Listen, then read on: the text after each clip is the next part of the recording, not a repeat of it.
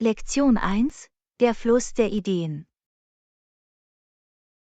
Hey Anna, hast du irgendwelche Veränderungen im Ideenfluss im dritten Absatz bemerkt? Hallo John, ja, das Hauptkonzept und die unterstützenden Details haben sich geändert.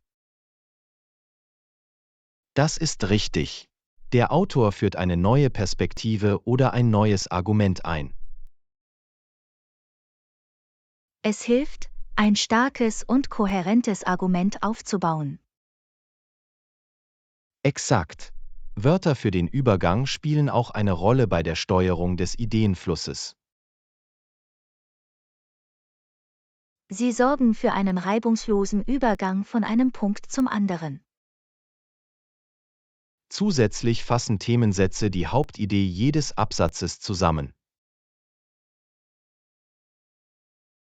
Sie geben den Lesern ein klares Verständnis dafür, was sie erwartet. Es ist wichtig, auch in unserem eigenen Schreiben eine logische Progression beizubehalten. Ja, die Organisation unserer Gedanken sorgt für Klarheit und Verständnis. Durch effektive Übergänge können wir den Fluss unserer Ideen verbessern. Und Themensätze helfen den Lesern, sich in unserem Schreiben zurechtzufinden. Die Praxis der Strukturierung von Absätzen wird unsere allgemeine Kommunikation verbessern. Lektion 2: Das Gleichgewicht finden. Hey Anna, ich fühle mich oft mit Arbeit und Privatleben überfordert. Hallo John, das Gleichgewicht zu finden kann eine Herausforderung sein, aber es ist wichtig für das Wohlbefinden. Absolut. Wie schaffen Sie es, Ihre Verantwortlichkeiten unter einen Hut zu bringen?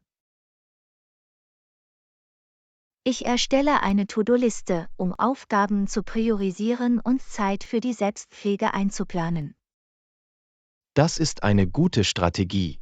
Manchmal fällt es mir schwer, effektiv Prioritäten zu setzen. Es hilft zu erkennen, was dringend und wichtig ist, und diese zuerst in Angriff zu nehmen.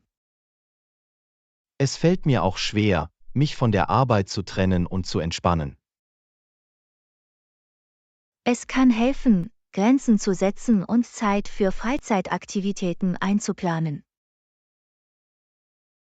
Das versuche ich mal. Wie gehst du mit Stress um, wenn er überwältigend wird? Tiefe Atemübungen, Meditation oder Hobbys können von Vorteil sein. Ich muss diese Praktiken in meine Routine integrieren. Danke für die Vorschläge. Du bist willkommen. Auf uns selbst aufzupassen ist entscheidend für langfristigen Erfolg. Es ist wahr. Wenn wir ausgeglichen sind, können wir in allen Lebensbereichen bessere Leistungen erbringen. Absolut. Denken Sie daran, nett zu sich selbst zu sein und der Selbstpflege Priorität einzuräumen. Kluge Worte. Ich schätze Ihre Anleitung und Unterstützung. Lektion 3: Kreativität hinzufügen. Hey Anna, ich habe eine Idee. Wie wäre es, der Atmosphäre einen Hauch von Kreativität zu verleihen? Hallo John, das ist eine großartige Idee. Es kann die Dinge interessanter machen.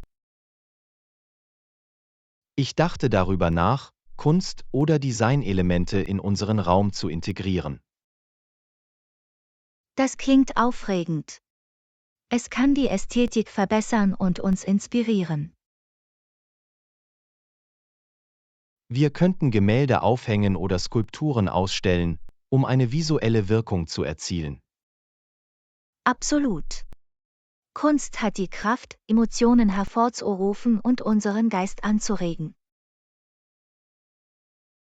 Wir können auch lebendige Farben oder einzigartige Muster in unser Dekor integrieren. Ja, ein Farbtupfer kann das Ambiente sofort verändern.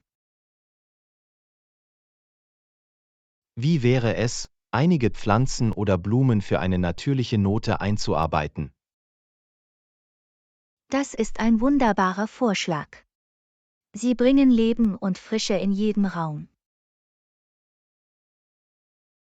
Wir können auch mit verschiedenen Beleuchtungsoptionen experimentieren, um einen dramatischen Effekt zu erzielen.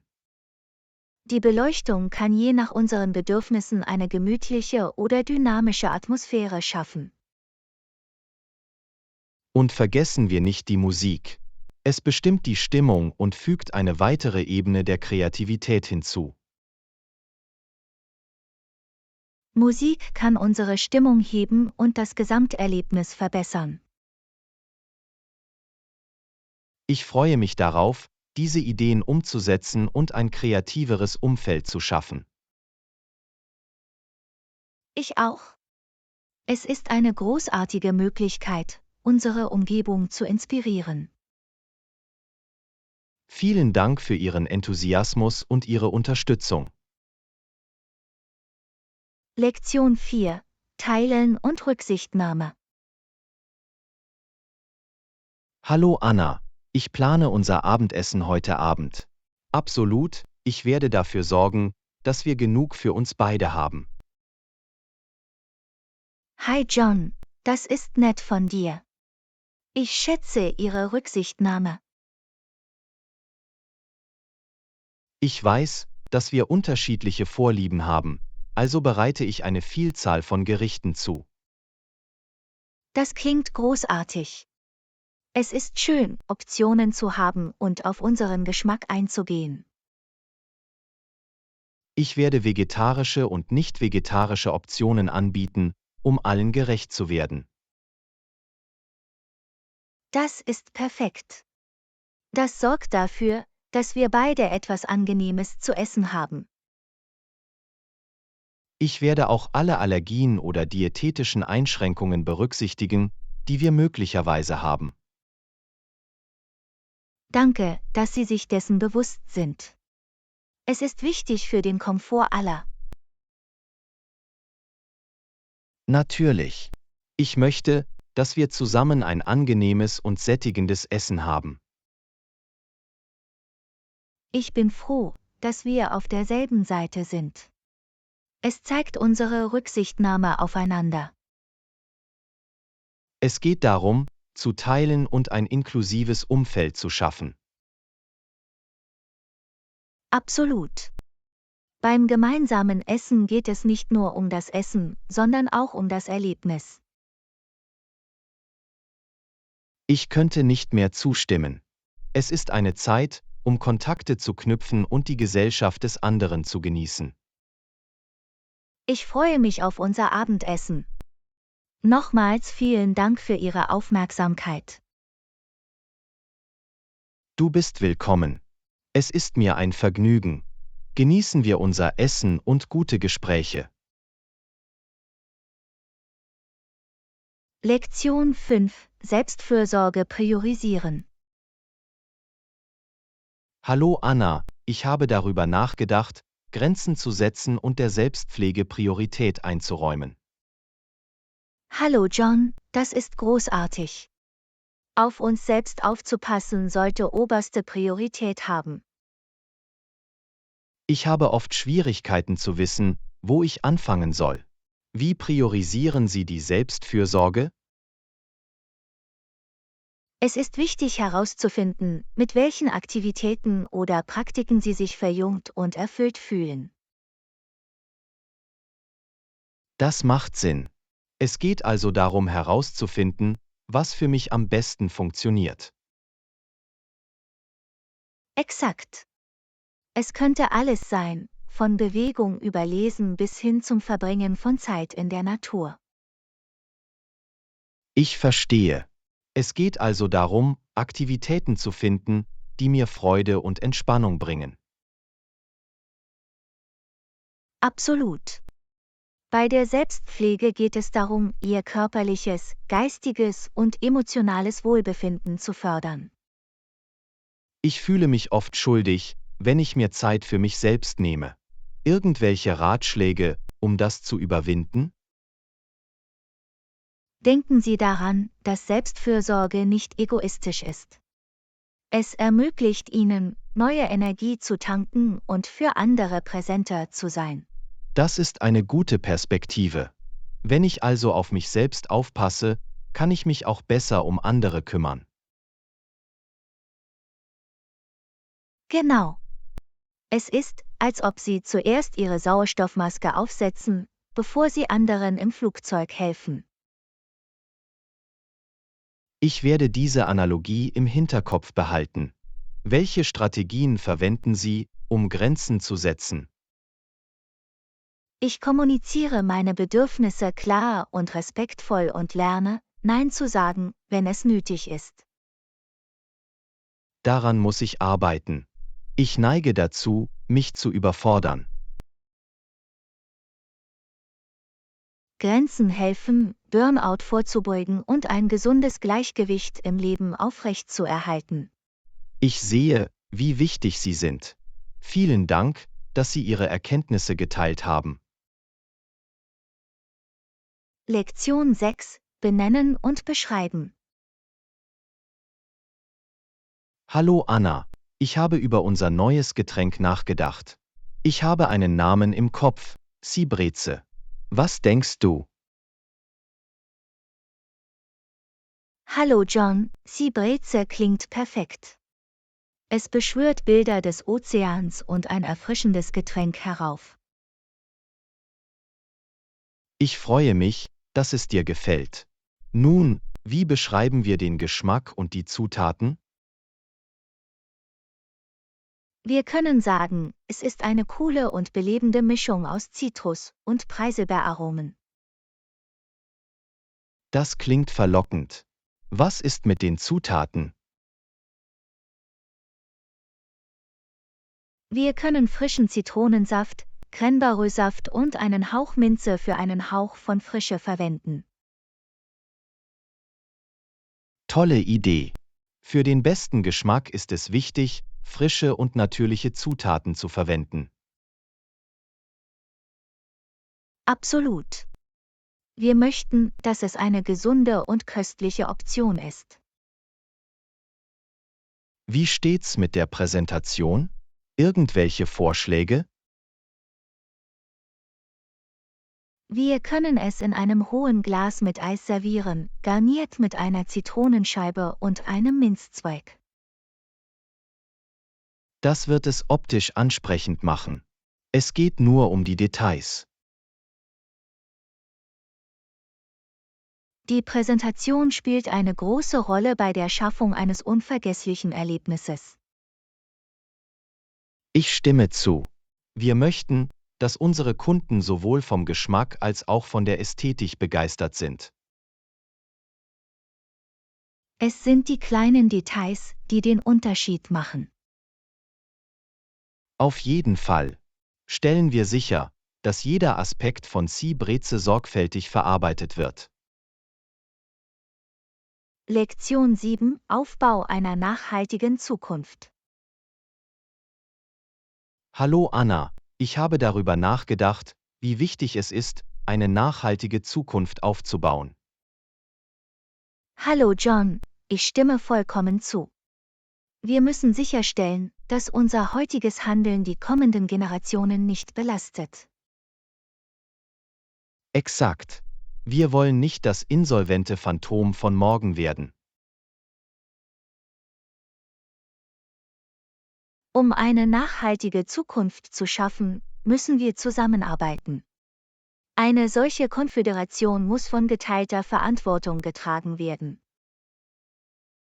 Das ist wahr. Wir alle müssen eine Rolle bei der Erhaltung unseres Planeten und seiner Ressourcen spielen. Bildung und Sensibilisierung sind der Schlüssel zur Förderung einer nachhaltigen Denkweise. Absolut. Wir müssen das Bewusstsein für die Auswirkungen unserer Entscheidungen auf die Umwelt schärfen. Kleine Veränderungen in unserem täglichen Leben können einen großen Unterschied machen. Wir müssen der Erhaltung Priorität einräumen und Abfall reduzieren. Recycling und Nutzung erneuerbarer Energiequellen sind wichtige Schritte zur Nachhaltigkeit.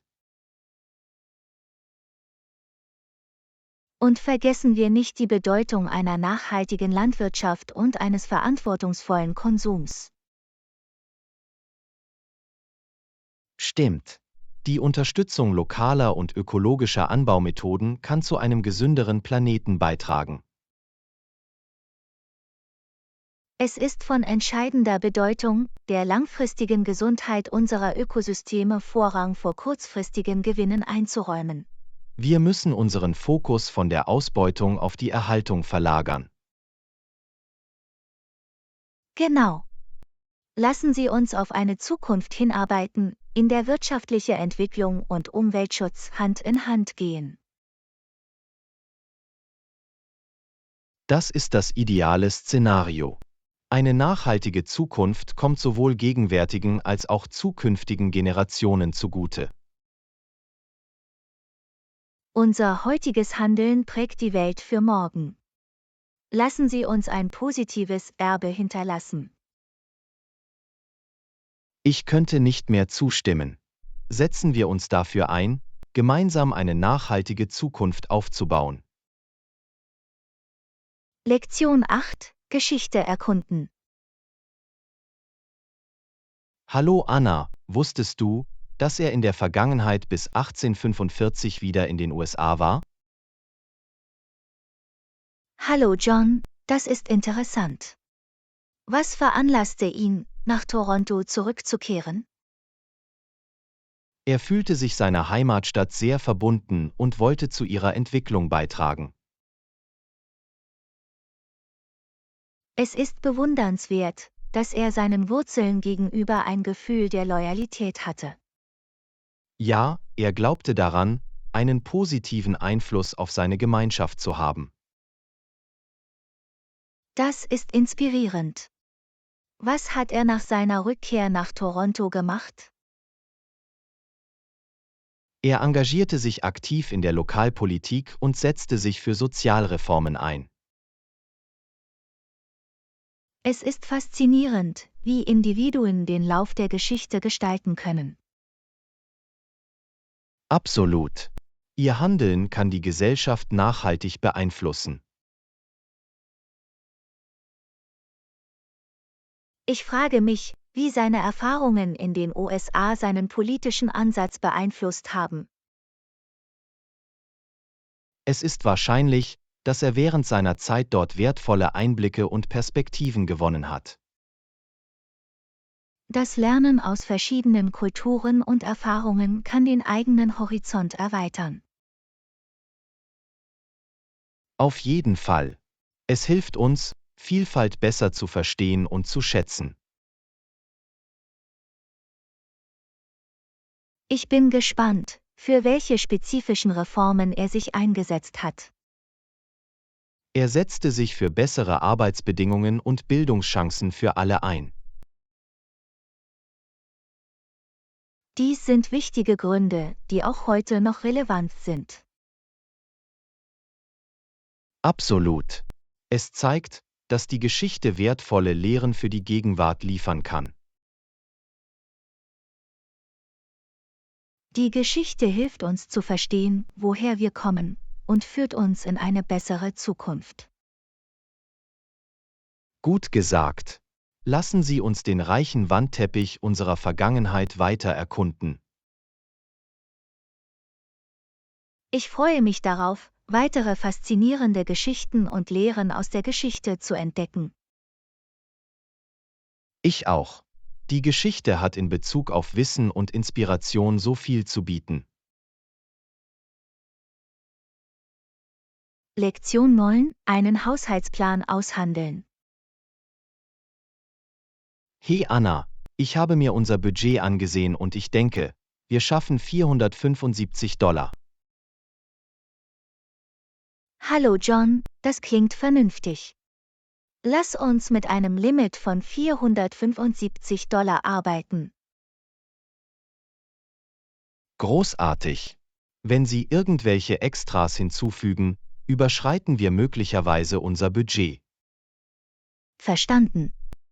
Wir müssen auf unsere Ausgaben achten, um innerhalb der Obergrenze von $475 zu bleiben. Exakt. Wir wollen sicherstellen, dass unsere Ausgaben unseren finanziellen Zielen entsprechen. Ich werde sicherstellen, dass unsere Bedürfnisse Vorrang vor unnötigen Extras haben. Das ist ein kluger Ansatz. Konzentrieren wir uns auf das Wesentliche und vermeiden wir unnötige Ausgaben. Wir können auch nach kostengünstigen Alternativen suchen, um Geld zu sparen. Absolut. Das Vergleichen von Einkäufen und die Suche nach Angeboten können dazu beitragen, unser Budget zu überfordern. Wir sollten auch alle anstehenden Ausgaben berücksichtigen und Mittel dafür bereitstellen. Guter Punkt. Eine vorausschauende Planung verhindert spätere finanzielle Überraschungen. Es ist wichtig, proaktiv zu sein und den Überblick über unsere Finanzen zu behalten. Einverstanden. Indem wir auf unsere Ausgaben achten, können wir unsere finanziellen Ziele erreichen. Und wenn wir unser Budget konsequent einhalten, haben wir auf lange Sicht mehr finanzielle Freiheit. Das ist das Ziel. Treffen wir bewusste Entscheidungen, um das Beste aus unseren $475 herauszuholen. Ich bin zuversichtlich, dass wir es mit sorgfältiger Planung und Disziplin zum Laufen bringen können. Ich schätze Ihr Engagement für unser finanzielles Wohlergehen. Ebenso. Gemeinsam können wir unsere Haushaltsziele erreichen und eine stabile Zukunft sichern. Absolut. Auf eine erfolgreiche Budgetierung und finanzielle Sicherheit. Lektion 10: Reise zur Ruhe. Hallo Anna, hast du vom Tranquility-Modul im Weltraum gehört? Hallo John, ja. Es ist faszinierend. Die Erforschung des Weltraums hat mich schon immer fasziniert. Ich glaube, es wird eine unglaubliche Erfahrung für Astronauten sein, Zeit im Tranquility-Modul zu verbringen. Absolut. Von den Weiten des Weltraums umgeben zu sein, muss ein Gefühl von Ehrfurcht und Staunen hervorrufen. Ich kann mir vorstellen, welche Ruhe und Gelassenheit es bringen würde, schwerelos im Weltraum zu schweben. Es ist eine einzigartige Gelegenheit, sich vom Chaos des Alltags zu lösen und eine neue Perspektive zu gewinnen. In der Tat. Die Stille und Einsamkeit im Weltraum können ein tiefes Gefühl der Selbstbeobachtung vermitteln. Ich füge auch einige der Herausforderungen hinzu, mit denen Sie konfrontiert sind, wie Isolation und das Fehlen einer vertrauten Umgebung. Du hast recht. Astronauten müssen sich daran gewöhnen, in einer engen Umgebung weit weg von zu Hause zu leben. Aber ich glaube, dass Ihre Widerstandsfähigkeit und das Streben nach wissenschaftlichen Erkenntnissen das alles lohnenswert machen. Absolut. Ihre Beiträge zur Weltraumforschung verbessern unser Verständnis des Universums.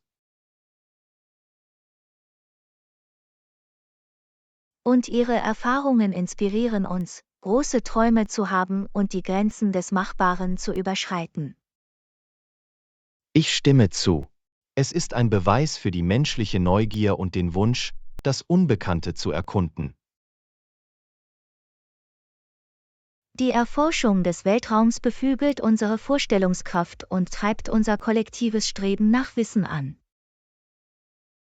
Es ist eine Erinnerung daran, dass es jenseits der Grenzen unseres Planeten noch so viel mehr zu entdecken gibt. In der Tat. Die Reise zur Ruhe im Weltraum ist ein bemerkenswertes Unterfangen. Lassen Sie uns die unglaublichen Errungenschaften der Weltraumforschung weiterhin unterstützen und daraus lernen. Absolut. Die Wunder des Universums erwarten uns. Lasst uns weiter nach den Sternen greifen. Gut gesagt. Auf das Streben nach Ruhe und den unendlichen Möglichkeiten des Weltraums. Lektion 11: Die Freude am Einkaufen. Hallo Anna, kaufst du lieber online oder in physischen Geschäften ein? Hallo John, ich genieße die Bequemlichkeit des Online-Shoppings, aber ich liebe es, Kleidung anzuprobieren, bevor ich sie kaufe. Ich verstehe. Das Anprobieren von Kleidung hilft dabei, die richtige Passform und den richtigen Stil sicherzustellen. Exakt. Es ist wichtig zu sehen, wie die Kleidung auf meinem Körper aussieht und sich anfühlt. Online-Shopping bietet dagegen eine Vielzahl von Möglichkeiten und spart Zeit. Das ist wahr. Ich schätze die Bequemlichkeit, in verschiedenen Geschäften zu stöbern, ohne mein Zuhause zu verlassen. Es ist auch einfacher, Preise zu vergleichen und Angebote online zu finden. Einverstanden. Ich kann Bewertungen lesen und Informationen über die Produkte sammeln, bevor ich einen Kauf tätige. Manchmal sehen die Farben und Texturen von Artikeln online jedoch anders aus als vor Ort. Ja, ich hatte einige Fälle, in denen das tatsächliche Produkt nicht mit den Online-Bildern übereinstimmte. Aus diesem Grund ist es wichtig, beim Online-Einkauf die Rückgabebedingungen zu überprüfen. Absolut. Es ist von entscheidender Bedeutung, Artikel einfach zurückgeben oder umtauschen zu können. Auf der anderen Seite bietet das Einkaufen in physischen Geschäften ein sensorisches Erlebnis. Ja, ich genieße es, den Stoff zu fühlen, die Qualität zu überprüfen und mit den Produkten zu interagieren. Außerdem gibt es die sofortige Befriedigung, die Gegenstände sofort nach Hause zu bringen. Das ist wahr. Wenn Sie Kleidung im Geschäft anprobieren, erhalten Sie auch sofortiges Feedback von Freunden oder der Familie. Dies kann jedoch zeitaufwendig sein, insbesondere in der geschäftigen Einkaufssaison. Ich stimme zu. Es ist wichtig, ein Gleichgewicht zwischen Online- und physischen Einkäufen zu finden, das unseren Bedürfnissen entspricht. Letztlich haben sowohl Online- als auch In-Store-Einkäufe ihre Vorteile und Reize. Auf jeden Fall. Es geht darum herauszufinden, was für jeden Einzelnen und die Situation am besten funktioniert. Egal, ob wir auf in den Einkaufswagen klicken oder in den Regalen stöbern, lassen Sie uns die Freude am Einkaufen genießen. Lektion 12: Morgengewohnheiten enthüllt.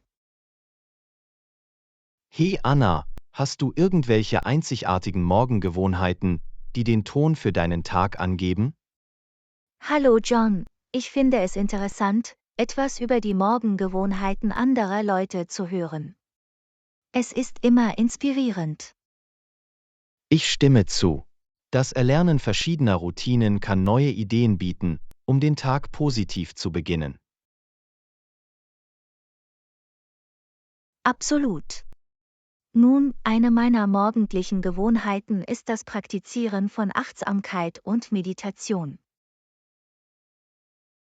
Das ist eine wunderbare Art, eine ruhige und konzentrierte Denkweise zu entwickeln, um den Tag zu beginnen. Es hilft mir, mich zu zentrieren und bringt ein Gefühl der Klarheit, bevor ich in die täglichen Aufgaben eintauche. Ich kann mir vorstellen, dass das von Vorteil wäre. Meine Morgengewohnheit beginnt mit einer Tasse grünem Tee. Das ist eine gesunde Wahl. Grüner Tee sorgt für einen sanften Schub an Energie und Antioxidantien. Ja, es ist eine erfrischende Art, meine Sinne zu wecken und mich auf den kommenden Tag vorzubereiten. Eine weitere Morgengewohnheit, die ich habe, ist das Schreiben in mein Dankbarkeitstagebuch.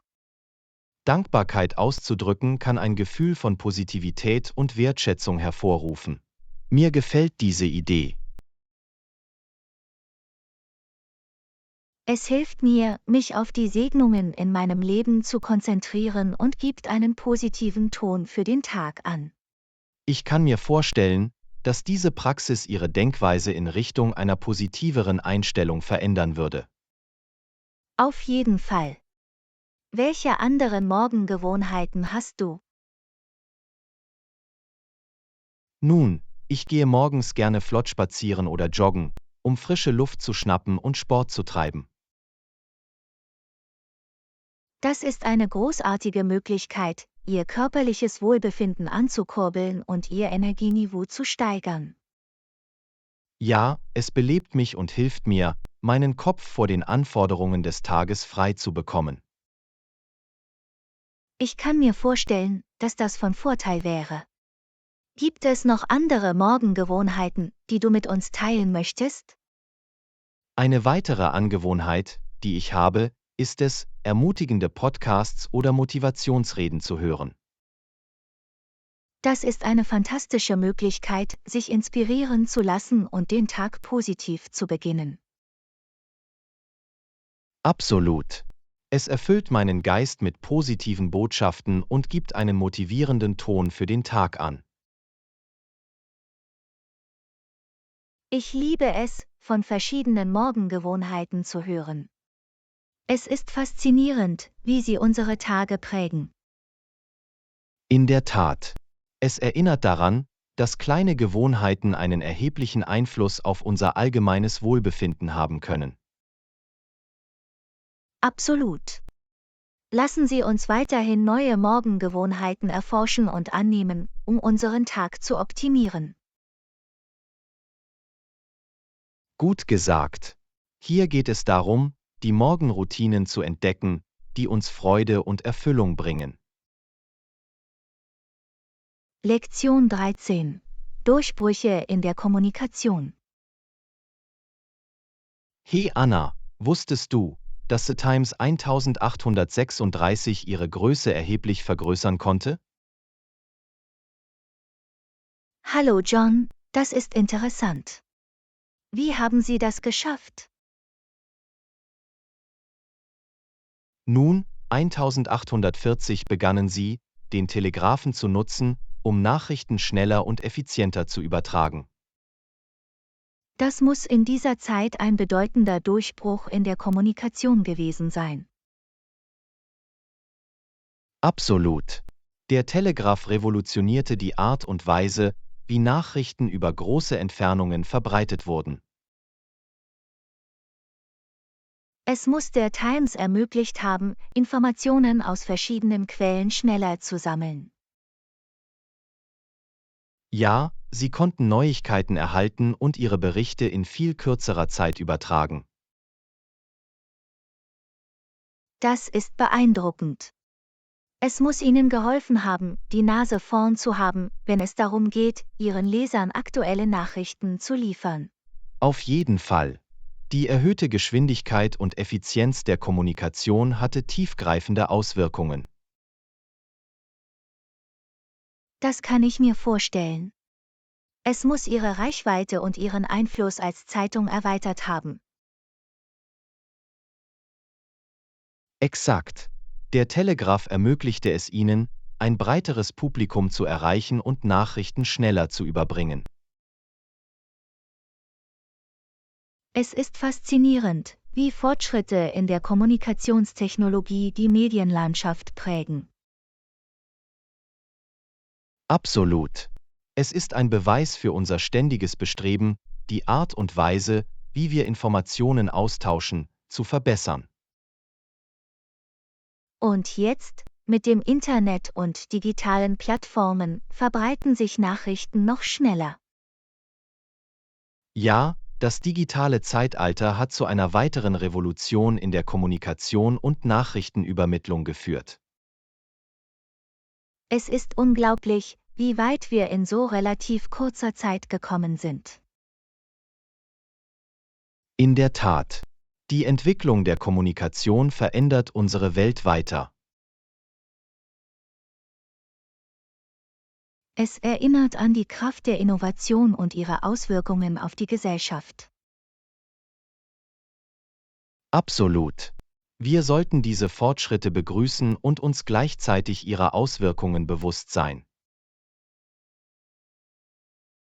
Einverstanden.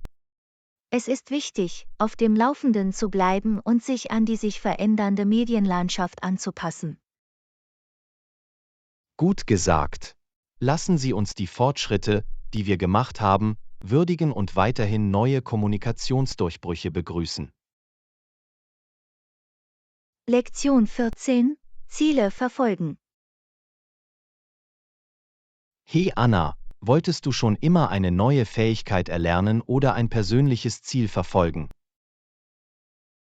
Hallo John, auf jeden Fall. Ich denke, es ist wichtig, uns kontinuierlich herauszufordern und zu wachsen.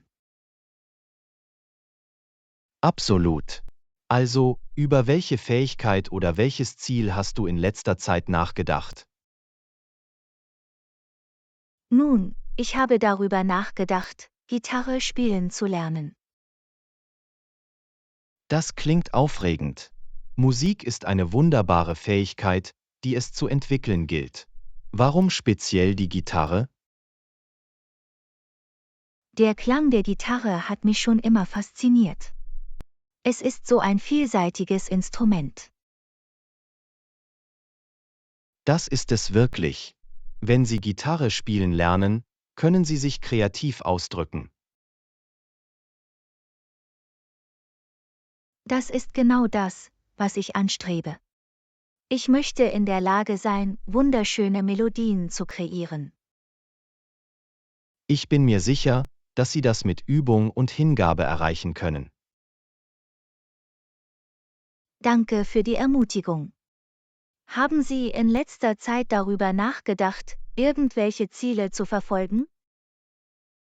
Ja, ich habe tatsächlich darüber nachgedacht, ein eigenes kleines Unternehmen zu gründen. Das ist ehrgeizig.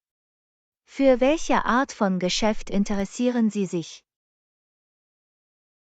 Ich hatte schon immer eine Leidenschaft für die Holzbearbeitung, also denke ich darüber nach, ein Geschäft für maßgefertigte Möbel zu eröffnen. Das klingt machbar. Die Nachfrage nach handgefertigten und einzigartigen Möbelstücken wächst.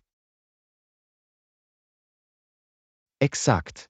Ich glaube, es ist wertvoll, etwas Greifbares und Hochwertiges zu schaffen. Ich könnte nicht mehr zustimmen. Es ist befriedigend, die Früchte ihrer Arbeit in physischer Form zu sehen. Absolut. Außerdem ermöglicht mir die Holzbearbeitung, Kreativität und Handwerkskunst zu kombinieren. Das ist eine perfekte Kombination.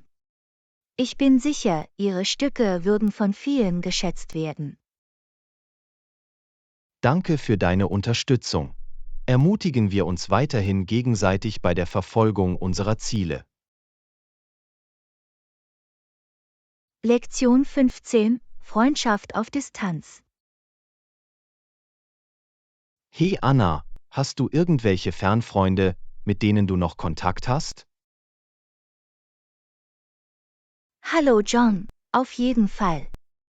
Ich habe ein paar Freunde, denen ich trotz der Entfernung regelmäßig schreibe. Das ist wunderbar. Es ist toll, Verbindungen aufrechtzuerhalten, egal wo wir sind. Absolut. Es ist etwas Besonderes, handgeschriebene Briefe auszutauschen. Es ist wahr. In einer handschriftlichen Notiz steckt ein Gefühl von Nachdenklichkeit und Aufrichtigkeit. Und es ist aufregend, einen Brief per Post zu erhalten. Es fühlt sich an wie ein kleiner Schatz. Ich könnte nicht mehr zustimmen. Es ist eine entzückende Überraschung in diesem digitalen Zeitalter. Außerdem ermöglicht uns das Schreiben von Briefen, uns bewusster und persönlicher auszudrücken. Auf jeden Fall. Es ist eine Gelegenheit, unsere Gedanken und Erfahrungen auf sinnvolle Weise zu teilen. Trotz der Entfernung ist es beruhigend zu wissen, dass unsere Freundschaft stark bleibt. Absolut. Wahre Freundschaft geht über physische Nähe hinaus. Und wer weiß, vielleicht haben wir eines Tages die Gelegenheit, uns wieder persönlich zu treffen. Das wäre unglaublich. Es ist immer etwas Besonderes, Freunde aus der Ferne wiederzusehen. Bis dahin werden wir die Buchstaben in Ehren halten und die Verbindung durch unsere Worte am Leben erhalten. In der Tat. Unsere Korrespondenz wird als Beweis für unsere dauerhafte Freundschaft dienen. Und wer weiß, vielleicht kreuzen sich unsere Wege früher wieder, als wir denken. Das wäre wunderbar. Bis dahin schreiben wir weiter und pflegen unsere Freundschaft. Ich danke dir. Ich bin dankbar, dich als Freund zu haben, nah oder fern. Das Gefühl beruht auf Gegenseitigkeit. Die Entfernung kann die Verbundenheit, die wir teilen, nicht schmälern. Auf die Kraft der Freundschaft und die Magie handgeschriebener Briefe. Prost! Mögen unsere Worte die Kluft zwischen uns überbrücken und bleibende Erinnerungen schaffen. Lektion 16: Intelligentes Einkaufen. Hey Anna, hast du irgendwelche Tipps, wie du vor dem Kauf Geld sparen kannst? Hallo John, absolut. Es ist immer ratsam, auf unsere Ausgaben zu achten und Möglichkeiten zum Sparen zu finden. Das ist wahr. Welche Strategien verwenden Sie, um vor dem Kauf Geld zu sparen? Nun, ich vergleiche immer die Preise verschiedener Geschäfte oder Websites, um das beste Angebot zu finden. Das ist ein kluger Ansatz. Es hilft sicherzustellen, dass wir das beste Preis-Leistungs-Verhältnis erhalten. Auf jeden Fall. Ich warte auch gerne auf Verkäufe oder Rabatte, bevor ich einen großen Kauf tätige. Geduld zahlt sich in der Tat aus. Das Warten auf den richtigen Zeitpunkt kann zu erheblichen Einsparungen führen. Ein weiterer Tipp ist, eine Liste zu erstellen und sich beim Einkaufen daran zu halten. Vermeiden Sie Impulskäufe. Ich stimme zu. Eine Liste hilft uns, unsere Bedürfnisse zu priorisieren und unnötige Ausgaben zu vermeiden. Und es ist immer gut, vor dem Kauf eines Produkts oder einer Dienstleistung zu recherchieren und Bewertungen zu lesen. Absolut. Es hilft uns, fundierte Entscheidungen zu treffen und mögliches Bedauern zu vermeiden. Ich lege auch gerne ein Budget für mich fest und versuche, dieses Limit einzuhalten. Die Budgetierung ist für die Finanzdisziplin unerlässlich. Es stellt sicher, dass wir nicht zu viel ausgeben. Und schließlich versuche ich, unnötige Ausgaben zu vermeiden, indem ich zwischen Wünschen und Bedürfnissen unterscheide. Das ist ein entscheidender Unterschied. Es hilft uns, Prioritäten zu setzen, was uns wirklich wichtig ist. Durch die Umsetzung dieser Strategien können wir Geld sparen und bewusstere Einkäufe tätigen. Vielen Dank für das Teilen dieser Tipps. Sie sind praktisch und wertvoll. Du bist willkommen. Ich glaube, Finanzkenntnisse sind für jeden unerlässlich. In der Tat befähigt es uns, kluge Entscheidungen zu treffen und eine sichere Zukunft aufzubauen. Achten wir weiterhin auf unsere Ausgaben und ermutigen wir andere, dasselbe zu tun. Absolut. Auf intelligentes Einkaufen und finanzielles Wohlbefinden. Lektion 17: Neue Orte erkunden. Hallo Anna, hast du in letzter Zeit neue Orte besucht? Hallo John, noch nicht, aber ich habe vor, ein paar zu besuchen, um den perfekten zu finden. Das klingt aufregend. Was für Orte ziehst du in Betracht? Ich denke darüber nach, einige malerische kleine Städte und bezaubernde Küstenstädte zu erkunden. Das klingt wunderbar. Es ist immer erfrischend, versteckte Juwelen zu entdecken. Absolut. Ich möchte die lokale Kultur erleben und in die Umgebung eintauchen. Das ist ein großartiger Ansatz. Es ermöglicht Ihnen, sich wirklich mit dem Ort zu verbinden. Ich möchte auch einige Nationalparks besuchen und die Schönheit der Natur erkunden. Die Natur hat eine Art, uns zu verjüngen. Es ist eine perfekte Flucht vor dem Trubel. Auf jeden Fall. Ich freue mich auf Wanderwege und das Fotografieren malerischer Landschaften. Es wird ein Abenteuer voller atemberaubender Ausblicke und unvergesslicher Erinnerungen sein. Ich bin auch fasziniert von historischen Städten und architektonischen Wundern.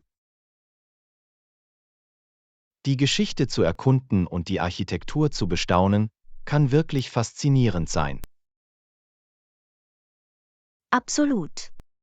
Es ist, als würde man in die Vergangenheit zurückreisen und Zeuge des Erbes der Vergangenheit werden. Ich hoffe, Sie können einige ikonische Wahrzeichen besuchen und mehr über ihre Bedeutung erfahren. Das ist der Plan.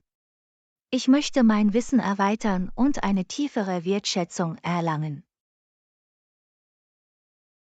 Es ist wunderbar, offen zu sein und neue Erfahrungen zu machen. In der Tat.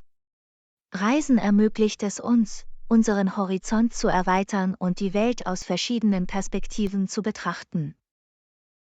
Ich könnte nicht mehr zustimmen. Es ist eine Reise der Selbstfindung und des persönlichen Wachstums. Und das Beste daran sind die Erinnerungen, die wir schaffen und die Geschichten, die wir teilen können. Erinnerungen sind unschätzbare Schätze, die für immer bei uns bleiben. Ich kann es kaum erwarten, mich auf dieses Abenteuer einzulassen und neue Orte zu erkunden. Genieße jeden Moment. Mögen Ihre Reisen voller Freude und Entdeckung sein. Ich danke dir. Ich werde dafür sorgen, dass ich jedes Erlebnis auf dem Weg genieße. Sicher reisen. Ich freue mich darauf, alles über deine Abenteuer zu erfahren. Lektion 18: Sportliche Erfolge. Hey Anna, wusstest du, dass Eishockey trotz der Tatsache, dass die NHL als Kanadas prestigeträchtigste Liga galt, erst mit dem Aufkommen internationaler Wettbewerbe weltweite Anerkennung erlangte? Hallo John, das ist interessant. Internationale Wettbewerbe spielten eine wichtige Rolle dabei, das Talent und die Popularität des Sports unter Beweis zu stellen. Absolut. Es ermöglichte den Spielern, auf globaler Ebene anzutreten und ihre jeweiligen Länder zu vertreten. Diese Wettbewerbe boten den Spielern die Möglichkeit, ihr Können unter Beweis zu stellen und internationale Aufmerksamkeit zu erregen. In der Tat. Es trug dazu bei, den Status des Sports zu erhöhen und ein Gefühl des Nationalstolzes zu fördern. Internationale Wettbewerbe trugen ebenfalls zum Wachstum und zur Entwicklung des Eishockeys weltweit bei. Das ist wahr. Es ermutigte andere Länder, in den Sport zu investieren und ihre eigenen talentierten Spieler zu fördern. Es ist faszinierend zu sehen, wie die Popularität von Eishockey Grenzen überschritt und zu einem globalen Phänomen wurde. Auf jeden Fall. Die rasante Natur und Körperlichkeit des Sports sprechen Fans auf der ganzen Welt an. Und vergessen wir nicht die intensiven Rivalitäten, die während dieser internationalen Turniere entstehen. Rivalitäten verleihen dem Spiel Spannung und Leidenschaft und machen es noch aufregender, es anzusehen. Es ist bemerkenswert, wie ein Sport Menschen zusammenbringen und so starke Emotionen auslösen kann. Sport verbindet auf einzigartige Weise Menschen, unabhängig von ihrem Hintergrund oder ihrer Nationalität. Absolut. Es ist ein Beweis für die Kraft des Sports bei der Förderung von Kameradschaft und gegenseitigem Respekt. Ich bin dankbar für die Möglichkeiten, die internationale Wettbewerbe Eishockeyspielern geboten haben. Ihre Erfolge inspirieren junge Sportler und wecken Träume davon, eines Tages ihr Land zu vertreten. Es ist unglaublich, das Erbe und den Einfluss dieser Athleten auf die Geschichte des Sports zu erleben. Eishockey hat wirklich einen besonderen Platz in den Herzen vieler, sowohl in Kanada als auch auf der ganzen Welt. In der Tat. Die reiche Geschichte und die kontinuierliche Entwicklung des Sports faszinieren weiterhin Fans auf der ganzen Welt. Lasst uns die Erfolge der Eishockeyspieler und die internationalen Wettbewerbe feiern, die den Sport geprägt haben. Absolut. Auf die Aufregung, Leidenschaft und die unvergesslichen Momente, die uns Eishockey beschert. Lektion 19: Lokale Touristenattraktionen. Hey Anna, guten Morgen. Kannst du irgendwelche Touristenattraktionen in der Gegend empfehlen? Hallo John. Natürlich gibt es hier in der Umgebung viele interessante Orte zu besuchen. Das ist großartig. Ich bin immer bereit, neue Sehenswürdigkeiten zu erkunden und etwas über die lokale Kultur zu lernen.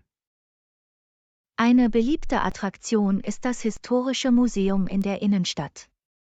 Es zeigt das reiche Erbe der Region. Ich liebe es, etwas über Geschichte zu lernen. Das Museum klingt nach einem perfekten Ausgangspunkt. Ein weiteres Muss ist der Botanische Garten. Es ist eine ruhige Oase mit wunderschönen Blumen und Pflanzen. Ich genieße es, von Natur umgeben zu sein. Der Botanische Garten klingt nach einem friedlichen Rückzugsort. Wenn Sie sich für Kunst interessieren, ist die Galerie für zeitgenössische Kunst ein fantastischer Ort für einen Besuch. Sie haben einzigartige Ausstellungen. Ich schätze Kunst in all ihren Formen. Die Galerie wird auf jeden Fall auf meiner Liste stehen. Für Outdoor-Enthusiasten gibt es in der Nähe einen malerischen Wanderweg mit herrlichem Blick auf die Berge. Ich liebe es zu wandern und in der Natur zu sein. Der Wanderweg klingt nach einem perfekten Abenteuer. Vergessen Sie nicht, den lokalen Markt zu besuchen.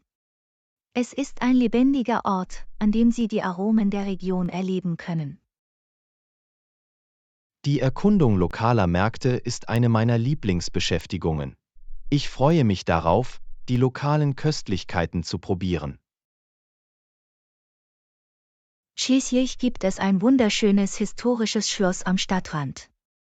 Es ist einen Besuch wert, um seine Architektur zu bewundern. Burgen haben eine so faszinierende Geschichte. Ich werde sie auf jeden Fall besuchen und ein paar Fotos machen.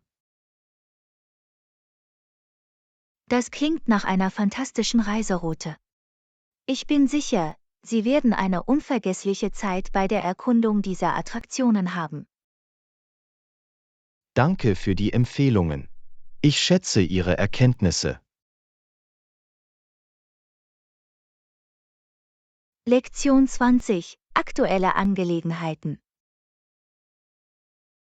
Hey Anna, hast du neben dem Gipfel von dem jüngsten politischen Skandal gehört? Hallo John. Ja, es hat überall Schlagzeilen gemacht. Der Skandal hat viele Diskussionen ausgelöst. Skandale wie diese haben oft weitreichende Auswirkungen. Sie können die politische Landschaft durcheinander bringen. Absolut. Es ist wichtig, dass die Bürger auf dem Laufenden bleiben und die Auswirkungen solcher Ereignisse verstehen. Die Medien spielen eine entscheidende Rolle dabei, diese Skandale aufzudecken, darüber zu berichten und sie ans Licht zu bringen. Ja, sie stellen der Öffentlichkeit die Informationen zur Verfügung, die sie benötigt, um fundierte Entscheidungen zu treffen und Führungskräfte zur Rechenschaft zu ziehen. Skandale können das Vertrauen der Öffentlichkeit in Politiker und Institutionen untergraben. Transparenz und Integrität sind unerlässlich. Sie werfen sicherlich Fragen zur Ethik und zum Handeln der Machthaber auf. Es ist von entscheidender Bedeutung, dass die Gesellschaft von ihren Führungskräften Transparenz und ethisches Verhalten verlangt. Absolut. Transparenz fördert Vertrauen und stellt sicher, dass Führungskräfte im besten Interesse der Öffentlichkeit handeln. Skandale können auch zu politischen Reformen und Regierungswechseln führen. Sie können Katalysatoren für Fortschritte sein. Das ist wahr. Sie können Fehler im System aufdecken und Menschen dazu motivieren, auf positive Veränderungen zu drängen. Es ist wichtig, dass Einzelpersonen einen konstruktiven Dialog führen und auf eine rechenschaftspflichtigere Regierung hinarbeiten. Veränderung findet statt, wenn die Bürger aktiv am demokratischen Prozess teilnehmen und ihre Bedenken äußern. Skandale erinnern uns daran, wie wichtig eine unabhängige Justiz und eine freie Presse für die Aufrechterhaltung der Demokratie sind. Sie unterstreichen die Notwendigkeit einer gegenseitigen Kontrolle, um Machtmissbrauch und Korruption zu verhindern. Die Folgen eines Skandals können ein Wendepunkt für die Gestaltung der politischen Landschaft und der öffentlichen Meinung sein. Es ist eine Gelegenheit zum Nachdenken und ein Aufruf zu mehr Transparenz und ethischem Verhalten. Die Gesellschaft lernt aus diesen Skandalen und strebt danach, ein gerechteres und rechenschaftspflichtigeres politisches System zu schaffen. Absolut. Durch diese Herausforderungen können wir eine stärkere und widerstandsfähigere Demokratie aufbauen. Bleiben wir auf dem Laufenden und nehmen wir aktiv an Diskussionen rund um diese wichtigen Themen teil.